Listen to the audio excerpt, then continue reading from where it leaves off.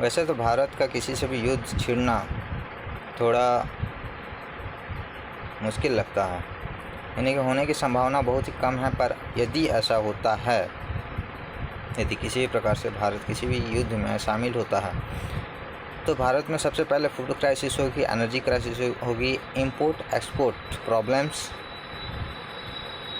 राजनीतिक में काफ़ी सारे उतार चढ़ाव, उथल पुथल होंगी, काफ़ी सारे लोग पलायन करेंगे, काफ़ी सारी हैवी डिस्ट्रक्शंस होगी।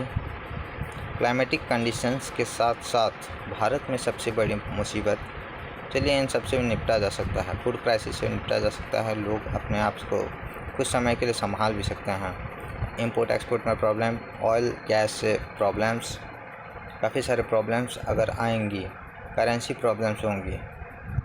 ये सारे प्रॉब्लम्स को अगर भी भारत सरकार किसी भी तरह से संभाल पाती है, तब भी भारत में उससे बड़ी एक मुसीबत आने वाली है।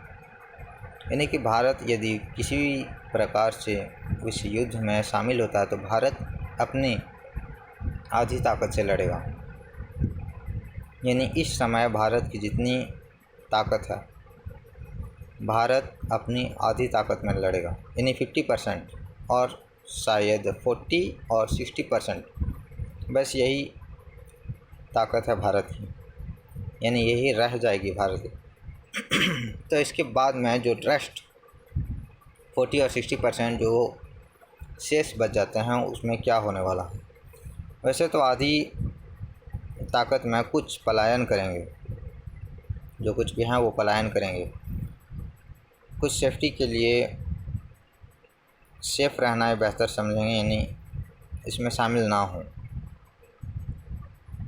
और वो सब शिकार हो जाएंगे, यानी दे विल बी डेड,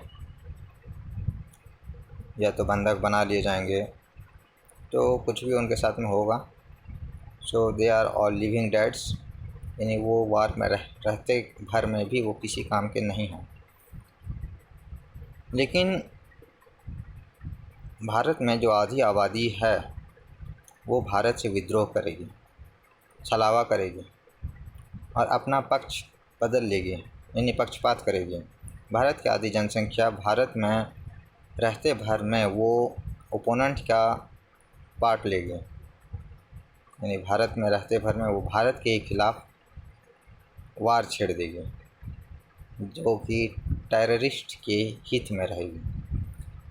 तो मेरा गवर्नमेंट से एक अपील भी ज़रूर रहेगी कि अगर भारत के साथ ऐसा हो कि भारत से उसकी आधी आबादी विद्रोह करे या किसी प्रकार से भटकाने की कोशिश करे, छेड़खानी करने की कोशिश करे, उससे पहले ज़रूरी है कि इन सबको संभाल लिया जाए।